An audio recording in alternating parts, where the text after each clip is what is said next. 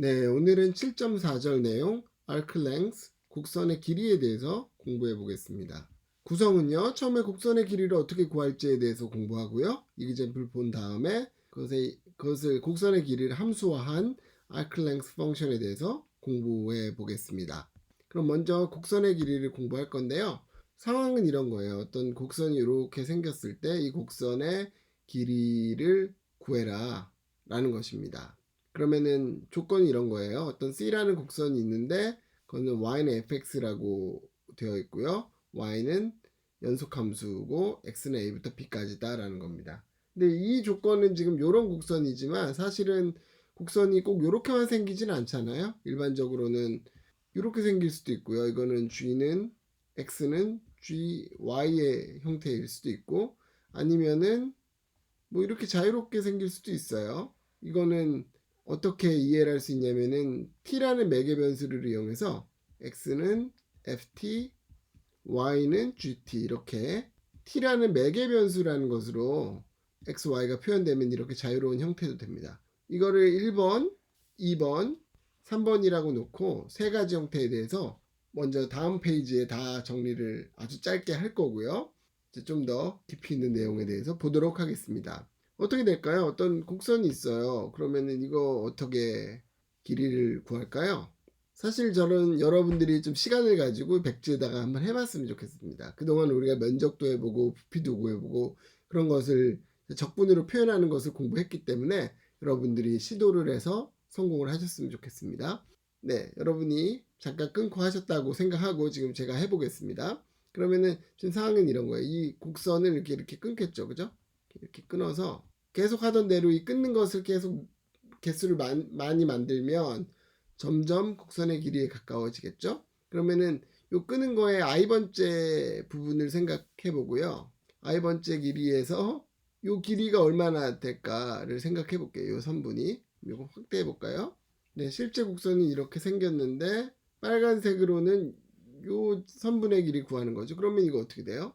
이렇게 나눌 수 있겠죠. 이건 dx, dy 해서 피타고라스 정리해서 이걸 ds라고 할게요. 일단 전체 길이를 s라고 할게요. 그러면은 s를 구하는 건데 이것은 이 조각들 ds들을 모으는 거고요. ds는 어떻게 표현이 될 거냐면 이 짧은 거리가 ds입니다.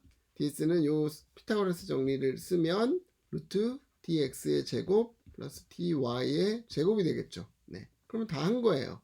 그러면은 여기서 아까 형태가 있었는데 1번, 2번, 3번의 형태가 있었는데 이런 형태는 y는 fx니까 dy over dx를 계산하기가 쉬울 거고요. 이 형태는 dx over dy를 계산하기 쉬울 거고요. 이 형태는 t에 대한 함수이기 때문에 dx over dt 혹은 dy over dt를 계산하기가 쉽겠죠.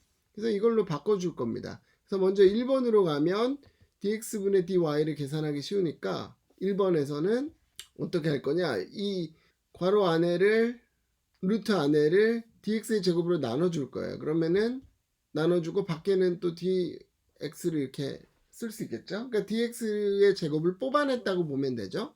그러면은 이렇게 정리가 될 것이고요. 이 a부터 b까지는 뭐에 대한 거겠죠? x에 대한 정보겠죠.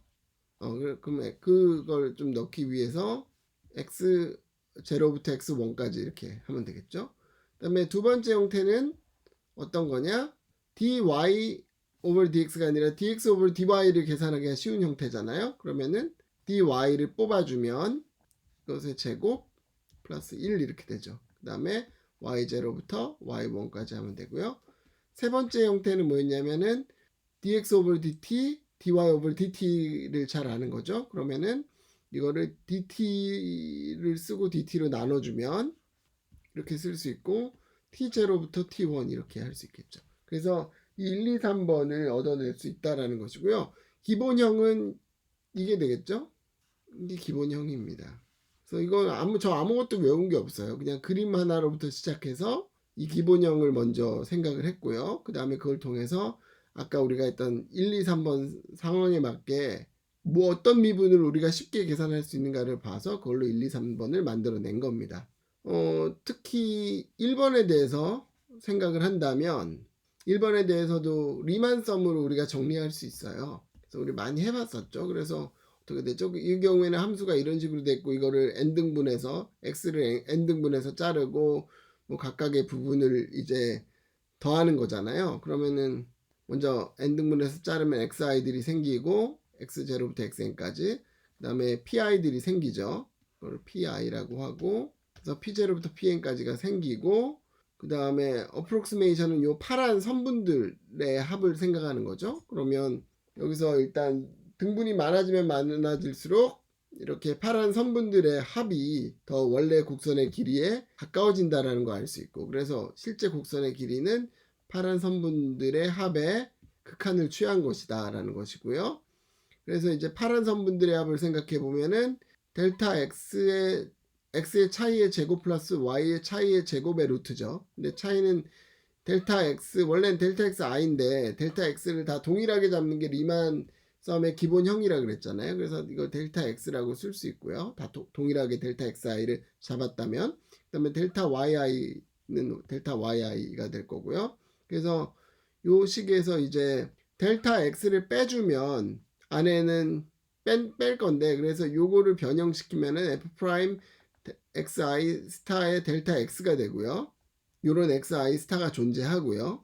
이걸 이용해서 델타 x를 뽑아내면 나머지 이렇게 정리가 돼서 요곳에 리밋을 취하는 것인데 그러면은 리미트 썸은 인테그럴로 바뀌고 루트에 xi 스타는 x로 바뀌고 델타 x는 dx로 바뀌어서 이게 우리가 원하는 식이다라는 거죠. 그래서 L이라는 것이 이렇게 되고 적분 구간은 A부터 B까지가 될 거고요. 그러면은 이게 아까 제가 얻었던 1번식하고 동일한 식이 되는 거죠. 네, 그래서 1번식을 리만 썸을 이용해서 엄밀하게 증명을 한 게 되고요. 마찬가지로 2번도 생각할 수 있고 3번도 생각할 수 있을 겁니다. 그러면 이그젬플을 한번 살펴보겠습니다.